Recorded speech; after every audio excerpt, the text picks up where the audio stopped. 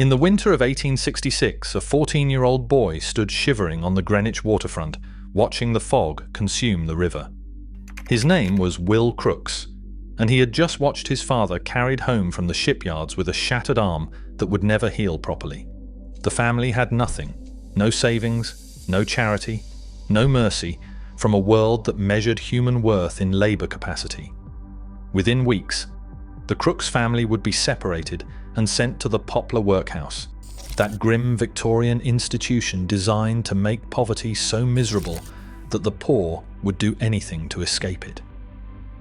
Will Crooks was not yet a man, but standing on that freezing embankment, he understood something that would define his entire life.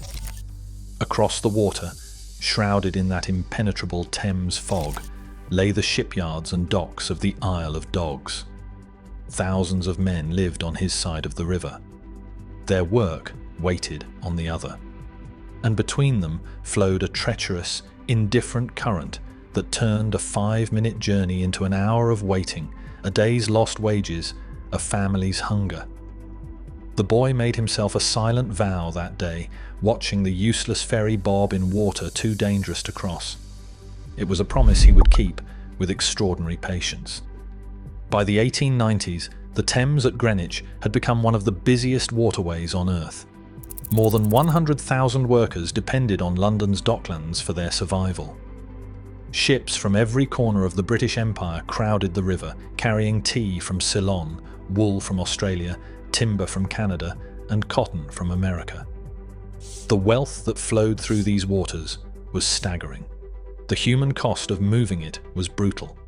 For the working families who lived in the cramped terraces of Greenwich, Deptford and Blackheath, every day began with an impossible calculation. The docks and shipyards that employed them sat directly across the water, visible on clear mornings, tantalizingly close. Yet reaching them required either a 3-mile walk to the nearest bridge at London Bridge or submission to the ferry. The ferry was a torment dressed as convenience. It cost a penny each way, a sum that added up to roughly £2 and 12 shillings a year. For families earning barely enough to survive, this was the difference between eating and going hungry. But the financial burden was only part of the cruelty. When fog descended on the Thames, and it descended often in those coal-choked Victorian winters, the ferry simply stopped running. Men would gather at the waterfront in the pre-dawn darkness, lunch pails in hand, watching the grey curtains swallow the opposite shore. They could hear the shipyard whistles calling them to work. They could smell the river, that distinctive Thames odour of salt and sewage and industrial discharge. They could not cross it. Employers on the Isle of Dogs refused to let foremen and timekeepers live south of the river. The fog made them too unreliable. Workers who arrived late lost half a day's pay. Those who arrived too late lost their positions entirely. In a labour market flooded with desperate men, there was always someone willing to live in the squalid tenements of Millwall, closer to the gates, ready to take another man's job. The ferry crossing had operated at this point since at least 1330. Samuel Pepys had used it in 1665, fleeing London during the Great Plague. For more than 5 centuries, Londoners had accepted its limitations as the natural order of things. Rivers divided. Ferries failed. The poor suffered accordingly. Will Crooks understood this calculus with painful intimacy. He had lived it. After escaping the workhouse, he had worked the docks himself, apprenticed as a cooper, felt the cold of those ferry mornings in his bones. He had watched men lose everything because the weather changed and the water became impassable. But by 1892, through relentless organising and an oratory gift that could move working men to tears, Crooks had transformed himself from pauper to politician. He won election to the London County Council, representing the very district that had once incarcerated his family in the workhouse. Now he sat on the Bridges Committee, overseeing the infrastructure that connected the sprawling metropolis. There was a terrible irony in his position that was not lost on him. The boy who had watched the fog steal his neighbours' livelihoods now had the power to do something about it.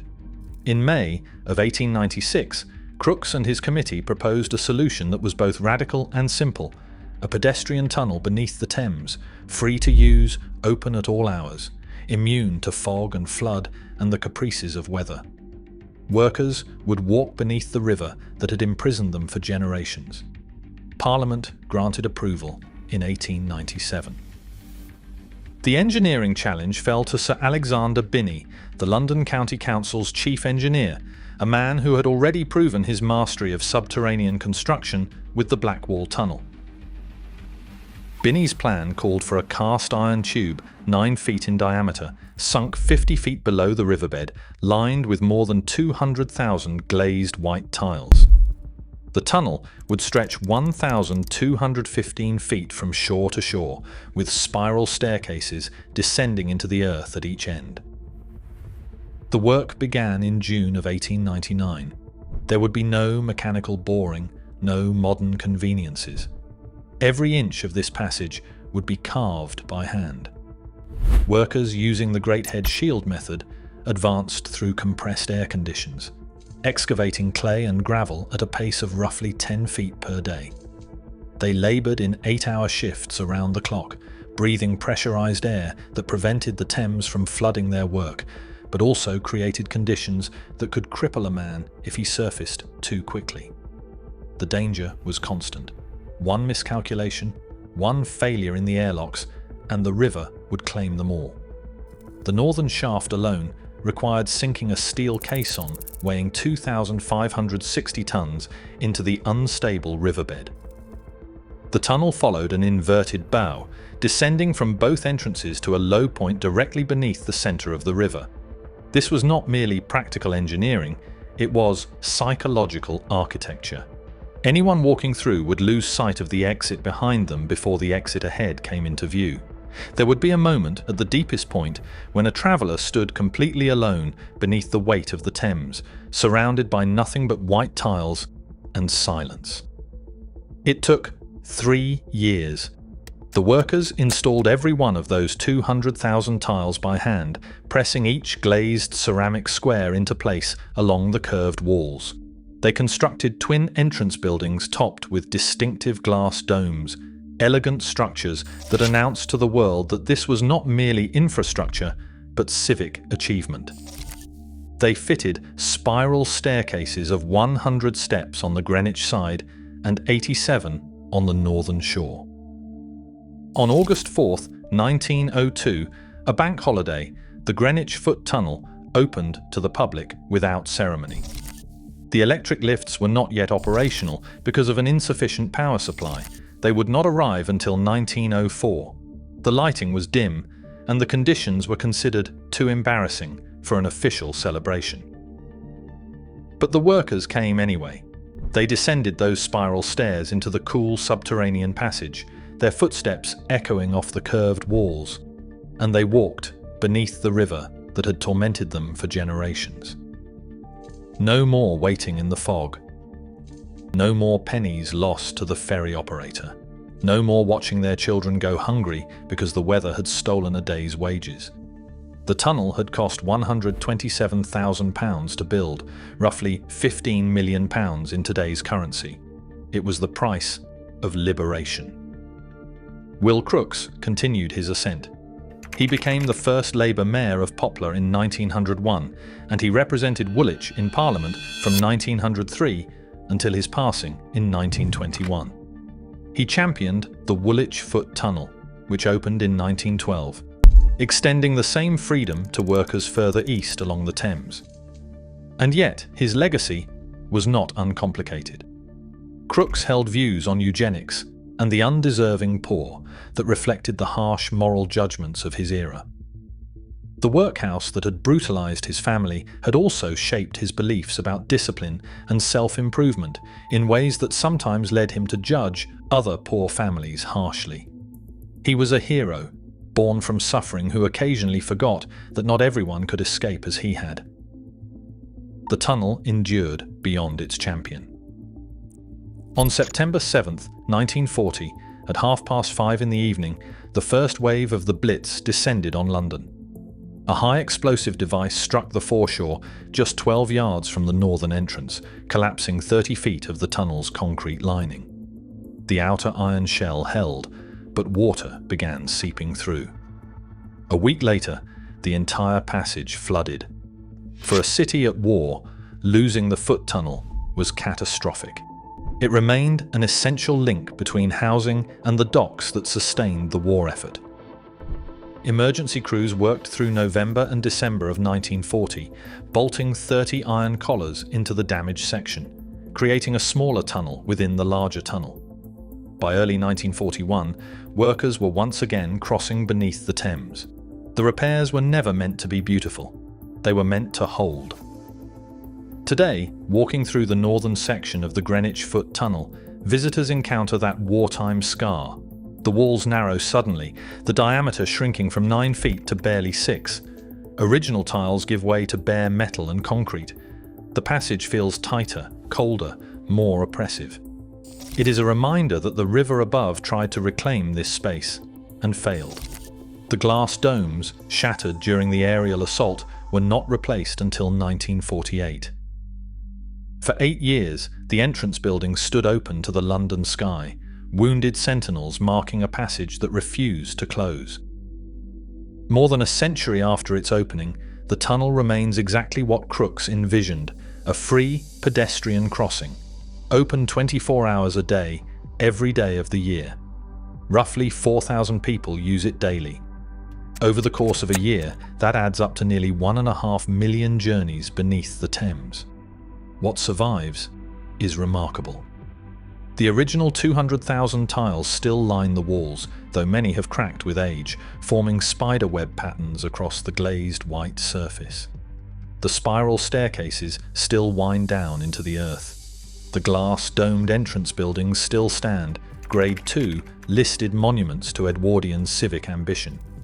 Workers still cross from Greenwich to the Isle of Dogs, though now they are office employees heading to Canary Wharf, rather than dock workers heading to the shipyards. But something else survives in that tunnel. Something the Victorian engineers never intended. It terrifies people. Walk through the Greenwich Foot Tunnel alone, especially at night, and the experience is profoundly unsettling. The acoustics create phantom companions. Footsteps echo from both directions simultaneously. Voices carry in fragments. Sounds approach and then vanish at the tunnel's lowest point. Visitors report hearing conversations that seem to come from people walking just ahead, only to round the slight curve and find the passage empty. The white tiles reflect dim lighting into an identical corridor where depth perception fails. Water still seeps from the ceiling, dripping onto shoulders, a cold reminder of the Thames pressing down from 50 feet above. The tunnel slopes downward until the entrance behind disappears, then continues until the exit ahead comes into view. In between, there is a moment of complete isolation that feels like entering another world. Social media has amplified the tunnel's reputation. TikTokers describe it as a real-life horror movie. Ghost tour operators include it on their routes, recounting legends of a Victorian couple seen walking hand in hand before vanishing into the tile-lined void. Whether these spirits exist or not, the atmosphere that conjures them is undeniably real. Perhaps this is fitting. The tunnel was built to ease the suffering of workers who spent their lives in dark, confined, oppressive spaces.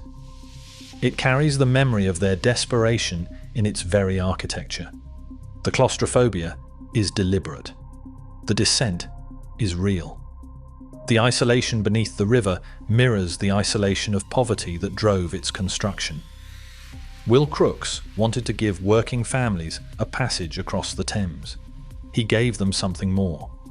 He gave them a monument to the weight they had always carried, made physical in cast iron and tile, preserved beneath the water that once divided their lives. 123 years later, the tunnel still opens its glass-domed entrances every morning and every night. Office workers descend the spiral stairs. Tourists pose for photographs. Delivery cyclists ignore the prohibition on riding and pedal through at dangerous speeds. The lifts break down with depressing regularity, and committees debate whether Transport for London should assume control. And still, in the small hours of the night, solitary walkers enter from one shore and emerge, slightly shaken, on the other. They have crossed beneath the Thames through a passage carved by hand, lit by flickering bulbs, lined with cracked Victorian tiles, haunted by echoes that seem to belong to someone else.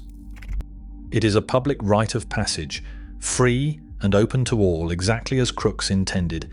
It just happens to feel like descending into a grave. And 123 years on, the working men's tunnel is still carrying Londoners across the river. Whether they emerge the same as when they entered is another question entirely.